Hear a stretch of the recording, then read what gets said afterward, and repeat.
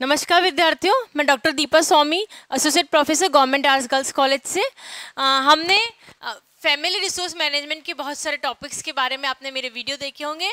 अब हम एक नया टॉपिक देखते हैं, that is selection of house.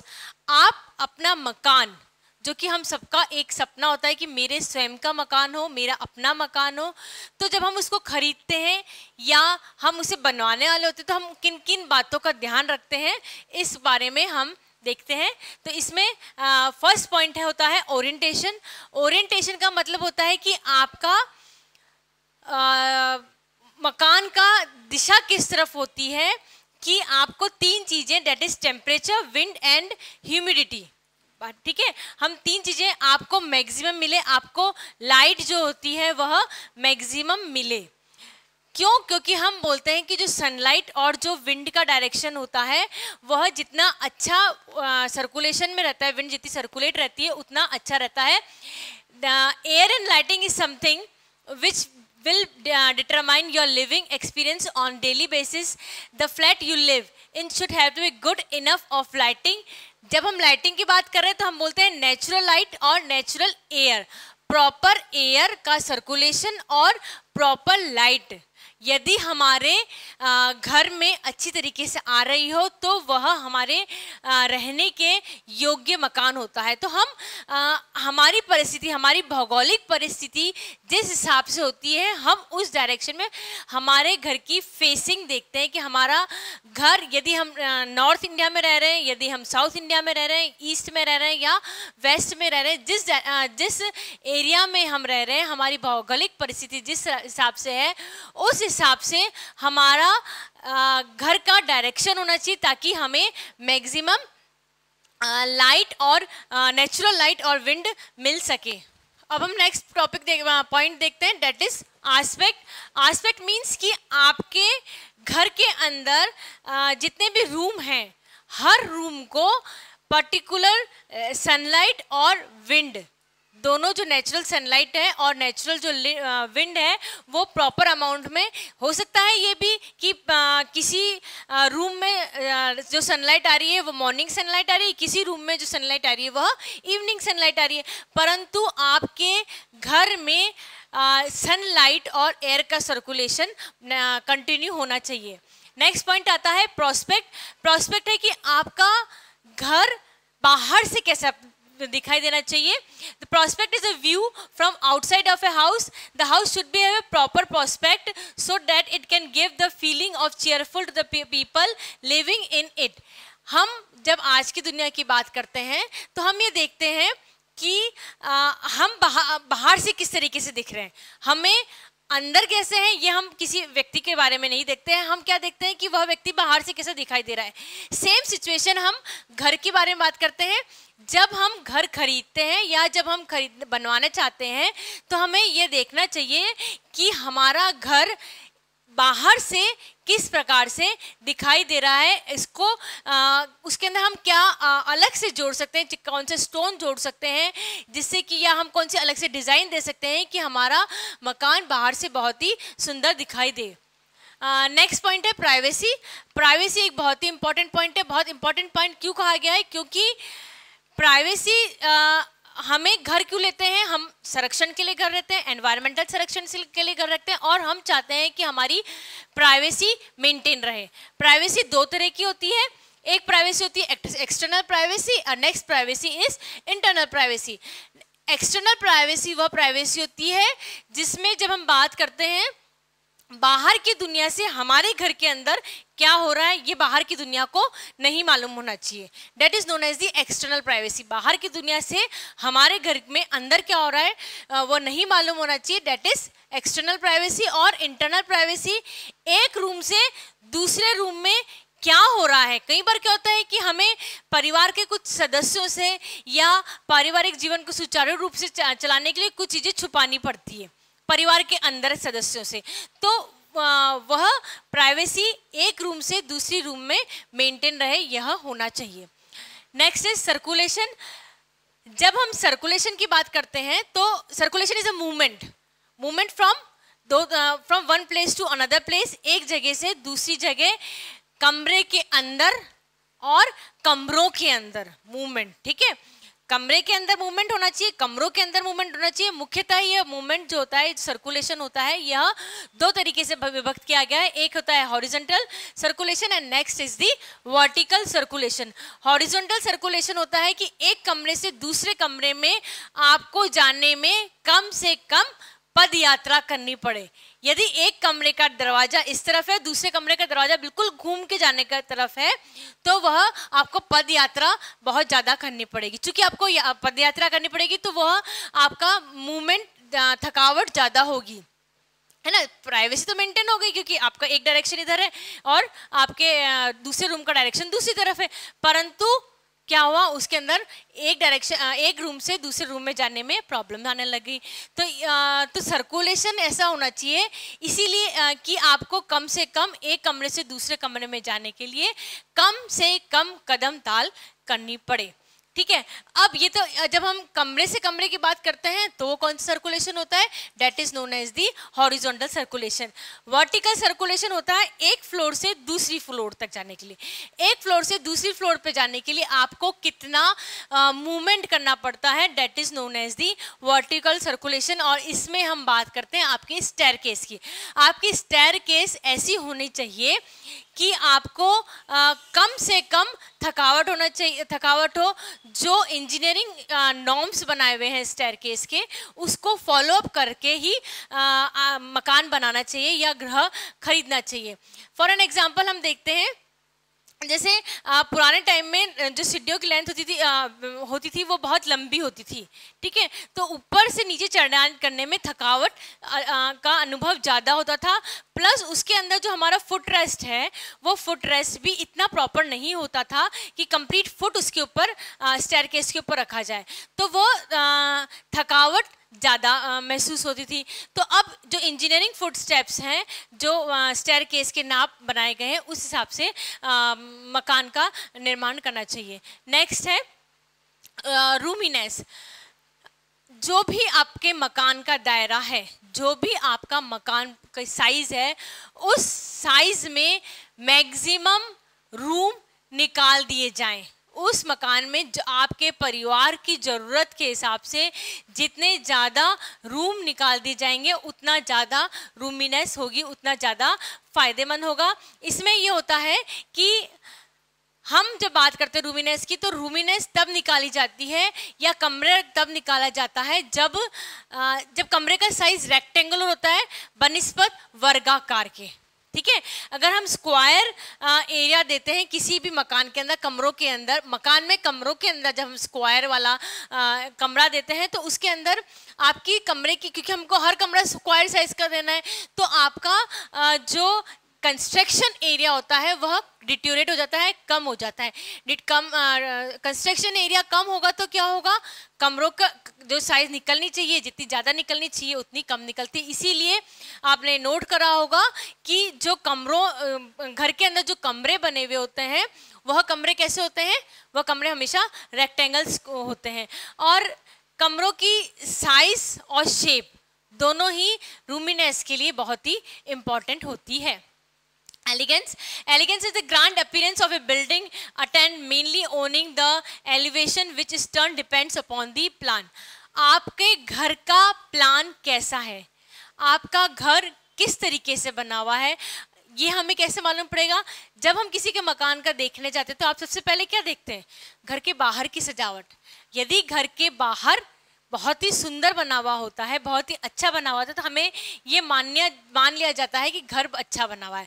Plus उसके अंदर डोर्स, विंडोज, बालकनी, रूफ और स्टेयरकेस किस तरीके से बने हुए हैं, उसका प्लेसमेंट किस तरीके से हो रहा है, उसमें लाइट आ रही है कि नहीं आ रही है, उसमें से विंड का फ्लो हो रहा है कि नहीं हो रहा है, ये सब ये देखा जाता है। और तभी आप बोल सकते हैं कि मकान अच्छा बना हुआ है या बुरा बना हुआ है। इसमें एक पॉइंट और आता है कि आप जब हम फ्लोरिंग की बात करते हैं तो आप इसके अंदर मकान का फ्लोर कैसा है, उसके अंदर स्टोन्स किस तरीके से लगे हुए हैं, इसके अंदर मार्बल है कि ग्रेनाइट है, जो भी है किस तरीके का बना हुआ है, that depends upon the elegance.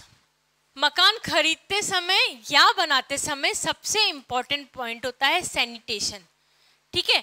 Sanitation का मतलब ये होता है कि जो मकान आप खरीद रहे हैं या बना रहे हैं उसके अंदर प्रॉपर अमाउंट की वाटर फैसिलिटी है अथवा नहीं है, sanitation amenities that is sewage की प्रॉपर फैसिलिटीज़ है कि नहीं है, घर के अंदर सीवेज, घर के बाहर एक्सटर्नल सीवेज प्रॉपर तरीके से है नहीं है अथवा नहीं है, या फिर आपका एक्सटर्नल जो सीवेज है, जो गवर्नमेंट का सीवेज है वो प्रॉपर तरीके से चल रहा है अथवा नहीं चल रहा है।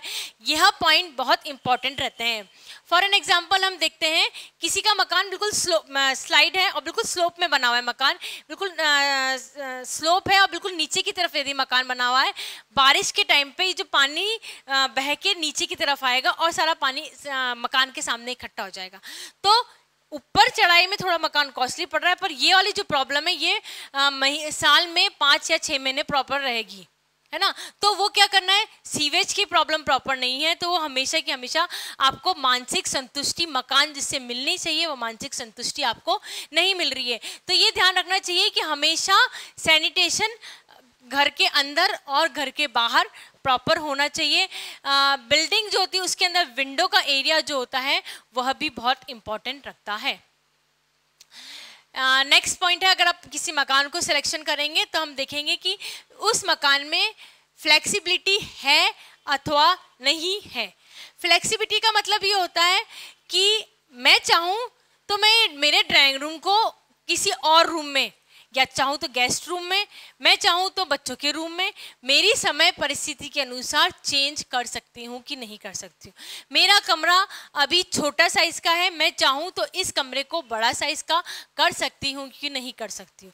बड़े साइज को कमरे का छोटे साइज करने में कोई दिक्कत नहीं होगी, परंतु छोटे साइज का जो कमरा है उसको बड़ा साइज करने में बहुत प्रॉब्लम होती है। तो ये सब फ्लेक्सिबिलिटी भविष्य में क्या होने वाला है, अभी अगर बच्चे छोटे हैं तो रूम अलग की जरूरत नहीं पड़ती है, अगर बच्चे बड़े हो जाते हैं तो क्या होता है, अलग रूम की आवश्यकता पड़ती है। क्योंकि बच्चों को पढ़ाई के लिए, गेम्स के लिए अलग रूम की आवश्यकता पड़ती है। तो मैं आज के 10 साल बाद जो मैं ये मकान अभी खरीद रहा हूँ या जो ये मकान में अभी बना रहे हैं वो मकान इतना फ्लेक्सिबल है, क्या मैं उसमें परिवर्तन कर सकते हैं या नहीं कर सकते हैं।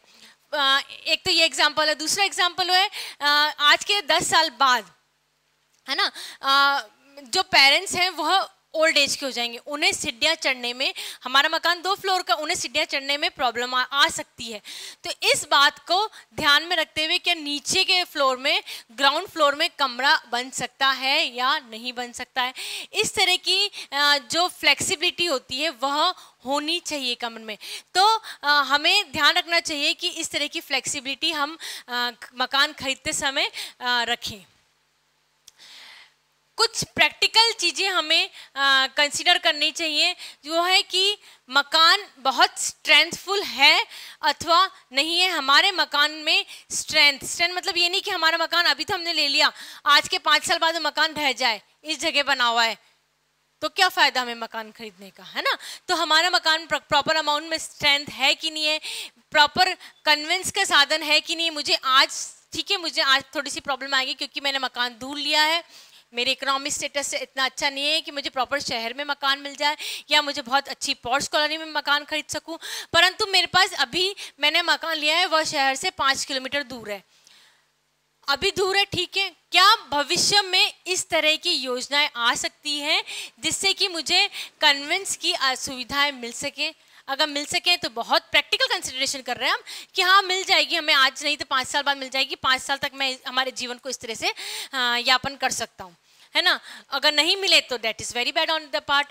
तो हमें ये सब चीज़ें प्रैक्टिकली सोचनी पड़ेगी, देखनी पड़ेगी कि हाँ भविष्य में जो पार्क है वहाँ बनेंगे अथवा नहीं बनेंगी, गवर्नमेंट की क्या योजना है, रेलवे स्टेशन कितनी दूर है वहाँ से, बस स्टैंड कितनी दूर है। हालांकि मुझे महीने में 1 या 2 बार ही जाना होता है या 5 महीने में 1 बार जाना होता है, परंतु मुझे सुविधाएं घर के आसपास हैं, एमिनिटीज़ हैं, तो मुझे अच्छा रहेगा, मेरे बेनिफिट रहेगा और मैं उन्हीं मकान को खरीदना पसंद करता हूँ। नेक्स्ट है, जब भी हम मकान खरीदते हैं या किसी से बनवाते हैं तो हम बिल्डिंग की तो गुडविल देखते ही हैं, बिल्डिंग में स्ट्रेंथ देखते हैं, बिल्डिंग का तो हम देखते ही हैं, हम यह भी देखना हमारे लिए बहुत आवश्यक है कि बिल्डर कैसा है या बिल्डर जो है उसकी ब्रांड कैसी है। जैसे फॉर एन एग्जांपल, यदि जो बिल्डर बनाता रहता है मकान, कंटिन्यू उसके फ्लैट्स बनते रहते हैं और उसकी रेपुटेशन अच्छी है कि हाँ इस बिल्डर ने ये फ्लैट उस समय बनाया था, आज के 20 साल पहले बनाया था, आज के 10 साल पहले बनाया था, और इसकी जो फ्लैट है वह अभी तक मेंटेन है। मेंटेन है मतलब उसकी क्वालिटी अभी तक मेंटेन है। चूंकि उसकी क्वालिटी अभी तक मेंटेन है तो मैं इस बिल्डर से मकान खरीदने को तैयार हूँ। उस बिल्डर ने जो मैंने अमाउंट डिपॉजिट किया था उस अमाउंट को किसी भी तरीके से कोई भी तरह का फ्रॉड नहीं किया। क्योंकि उसने किसी भी तरह का फ्रॉड नहीं किया तो हाँ, मैं इस बिल्डर से मकान खरीद सकता हूँ। तो ये हमें देखना पड़ेगा बार बार कि हम बिल्डिंग खरीद रहे हैं तो हम केवल हमारे मकान की या हम केवल हमारे फ्लैट के बारे में नहीं देखेंगे, हम किसके बारे में देखेंगे, बिल्डर के बारे में देखेंगे कि कहीं हमने हमारा जितना भी बजट है, हमारा जो जितनी भी सेविंग है, जो हम इन्वेस्ट करना चाह रहे हैं इसके अंदर, बिल्डिंग के अंदर, मकान के अंदर, वह सेविंग और इन्वेस्टमेंट हमारा बाद में जाके हमारे लिए नुकसानदायक ना हो। नेक्स्ट और सबसे इंपॉर्टेंट पॉइंट है connectivity with the work place. मेरी इकोनॉमिक स्टेटस इतना बढ़िया नहीं था कि मैं अपनी वर्क प्लेस के पास में अपना मकान ले लूँ। वर्क प्लेस से पास में मकान होगा तो क्या सुविधा होंगी, आने जाने का टाइम बचेगा, डेली का आने जाने का पेट्रोल की सेविंग होगी। अगर घर में कोई आकस्मिक बात हो गई तो मुझे घर जाने में कोई प्रॉब्लम नहीं आएगी। तो ये सब पॉइंट्स होते हैं, जितना वर्क प्लेस के पास घर होता है उतना ज़्यादा फ़ायदा होता है, स्पेशली वर्किंग वुमेन्स को बहुत ज़्यादा फ़ायदा होता है।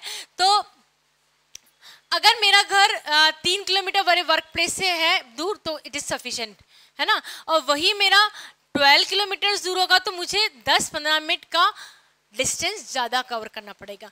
15 मिनट आने का, 15 मिनट जाने का, मतलब आधा घंटा मुझे डेली किस में स्पेंड करना है, व्हीकल में स्पेंड करना है, जो कि मेरे लिए एक यूजलेस है। वही मकान अगर मैं अपने ऑफिस एरिया के पास लूँगी तो वह मेरे लिए बेनिफिट रहेगा। इसके अलावा एक बात और है, जब हम वर्क प्लेस की बात करें तो वर्क प्लेस के साथ साथ में हम सराउंडिंग्स देखते हैं कि घर में बच्चे कहाँ पढ़ने जाएंगे। हो सकता है मैं मेरा वर्क प्लेस अवॉइड कर जाऊँ, मेरा वर्क प्लेस दूर हो जाए, परंतु मेरे जो बच्चे हैं उनका स्कूल, उनका कॉलेज मेरे घर के पास होना चाहिए, उन्हें सुविधाएं होनी चाहिए। क्योंकि मुझे अप डाउन करना पड़ता है डेली, तो मेरा जो घर है वह रेलवे स्टेशन या बस स्टैंड के पास होना चाहिए। तो ये सब चीज़ें देख के आप अपने पर्सनल जो रिक्वायरमेंट्स हैं उसके हिसाब से आपको ये देखना पड़ता है और फिर ये आपको कंप्लीट करना पड़ता है, अपनी रिक्वायरमेंट के हिसाब से कंप्लीट करना पड़ता है। Connectivity school, hospital, transport and market.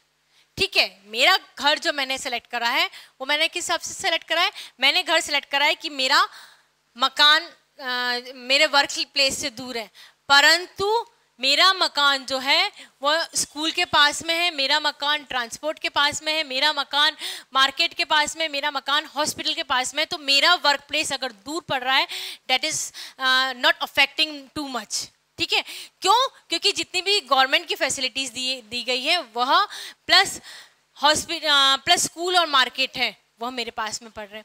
मैंने ये देख लिया कि मेरा मकान जो मेरे वर्क प्लेस के पास है, स्कूल के पास में, परंतु उससे मार्केट बहुत दूर पड़ रहा है। मार्केट का मतलब है मुझे हर दूसरे या तीसरे दिन में सामान लेने जाना पड़ता है। तो अगर मुझे मार्केट दूर रहेगा तो क्या होगा, मुझे थोड़ा टाइम तक तो रहेगा, फिर मुझे मार्केट जाने में थोड़ी सी प्रॉब्लम क्रिएट होने लग जाएगी, थोड़ी सी मानसिक संताप उत्पन्न होने लग जाएगा। तो हम ये चीज़ें हमेशा ध्यान में रखते हैं कि मकान खरीदते समय हम ये अवश्य देखें कि गवर्नमेंट फैसिलिटीज़ जो दे रखी, डेट इज़ पार्क, रोडवेज की बस एंड आपके रेलवे स्टेशन, ये आसपास मकान के आसपास हो, विद इन द रीच हो। ये नहीं कि आप बिल्कुल मकान कहने से आप बिल्कुल हॉस्पिटल के पास वाला मकान ले लें। हमारी विद इन रेंज हो, हमें पहुंचने में ज़्यादा प्रॉब्लम नहीं क्रिएट हो, इसलिए हम मकान को उस एरिया के आसपास देखते हैं। हम ये देखते हैं कि हमने जो मकान लिया है, हमने जो मकान खरीद रहे हैं, उसके रीसेल क्या होनी चाहिए। हम ये नहीं कह रहे हैं, हम ये नहीं सोच रहे हैं कि हमने आज मकान लिया और हमने कल मकान बेचा, पर फिर भी हम ये देखेंगे कि हमने जो आज प्लॉट लिया है, हमने जो आज मकान लिया है, या हमने जो आज फ्लैट लिया है, आज के 10 साल बाद उसका अमाउंट कितना आएगा, रीसेल वैल्यू उसकी कितनी होगी। क्यों हम देखते हैं ये बात हम इसलिए देखते हैं क्योंकि हमने क्या किया, हमारी सेविंग में से हमने इन्वेस्ट करा है। ठीक है, मैं रिपीट करूंगी, हमारी सेविंग से हमने पैसे को इन्वेस्ट करा है, हमने बचत नहीं करी, हमने पैसे को क्या किया, डायरेक्टली इन्वेस्ट करा। अब जब हम इन्वेस्ट करेंगे, हम उसको नो डाउट यूज कर रहे हैं, पर अगर कुछ हमें आकस्मिक जरूरत पड़े तो अगर हम उसको सेल करें तो जितना पैसा हमने लगाया है उससे कुछ अमाउंट तो हमारे को बैंक में ज़्यादा आना चाहिए। तो हम हमेशा ये देखते हैं कि हम मकान बनाते समय कि हमारे मकान की रीसेल वैल्यू क्या होती है। हम ये भी पॉइंट देखना चाहेंगे कि उसका रेंटल पोटेंशियल क्या होता है। रेंटल पोटेंशियल से मतलब ये होता है कि हम अगर, ठीक है, हमने सेविंग करी, हमने हमारे रहने के लिए मकान बना लिया, प्लस हमने सेविंग करके एक और फ्लैट ले लिया, तो हम ये देखेंगे कि क्या मैं अगर उस मकान में ना रहूं तो उसको रेंट पे देंगे तो क्या मुझे बेनिफिट होगा या नहीं होगा, है ना। वो मकान के, अगर मैंने मकान लिया और वो शहर से, या मैंने फ्लैट लिया वो शहर से 10, 12, 15 किलोमीटर दूर है, और मैं चाहूं कि मुझे वह रेंट मिले जो शहर के अंदर मिल रहा है, जो अंदर मकान है शहर के उसके अंदर मिल रहा है, तो वो इम्पॉसिबल है। तो हमें ये देखना पड़ता है कि अगर हम मकान ले रहे हैं तो उसको अगर हम रेंट पे दें तो हमें रेंट कितना मिलेगा। नेक्स्ट है, सबसे इम्पॉर्टेंट पॉइंट है ये कि एनिमिटीज जितने हमें गवर्नमेंट की तरफ से मिलती है, क्या हमारे घर के आसपास क्लब है, जो हमारे शौक है वो क्या हम पूरे कर पा रहे हैं। अगर हमें क्लब में जाना है, ठीक है, तो हमारे घर के आसपास है कि नहीं है क्लब। अगर हमारे घर के आसपास नहीं है क्लब और हमें रोज जाना होता है क्लब और 10 किलोमीटर दूर जाना पड़ता है, दैट इज़ वेरी प्रॉब्लमेटिक। या हमारे घर के आसपास पार्क है या नहीं है, मुझे मॉर्निंग वॉक करनी है तो मुझे डेली एक एरिया चाहिएगा, तो मेरे घर के आसपास पार्क है या नहीं है।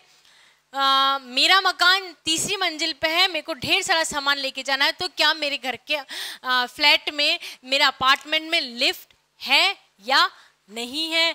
मेरे पास अगर लाइट चली जाए तो इन्वर्टर या जनरेटर उस एरिया में है अथवा नहीं है। स्विमिंग पूल, जिम, जो भी होती हैं बहुत सारी फैसिलिटीज़ आजकल जो अपार्टमेंट्स लिए जाते हैं, अपार्टमेंट में जो फ्लैट लिए जाते हैं उनके द्वारा दी जाती है। जितनी ज़्यादा फैसिलिटीज़ होती हैं उतना ज़्यादा हम उस मकान में रहना पसंद करते हैं या उस मकान को खरीदना पसंद करते हैं। और सबसे इम्पॉर्टेंट होता है कंस्ट्रक्शन क्वालिटी। कंस्ट्रक्शन क्वालिटी सबसे इम्पॉर्टेंट क्यों होती है, क्योंकि हम जीवन में सिर्फ एक बार मकान बनाते हैं। बहुत ही रेयर केस में होता है कि हमने आज मकान बनाया, फिर 5 साल बाद हम दूसरे मकान में चले गए, फिर अगले 5 साल बाद हम फिर दूसरे मकान में चले गए। ये बहुत मुश्किल काम होता है। हमें एक जगह सेट होना पसंद होता है, हमें स्थिरता पसंद होती है। ये मनुष्य का स्वभाव होता है ना, कि हमें स्थिरता पसंद होती है। चूँकि हमें स्थिरता पसंद होती है तो हम देखेंगे कि हम जिस मकान को ले रहे हैं या जो हम मकान बना रहे हैं उसकी कंस्ट्रक्शन क्वालिटी किस हिसाब से है। किस हिसाब से मतलब वह मकान जो होता है वह मजबूत होना चाहिए।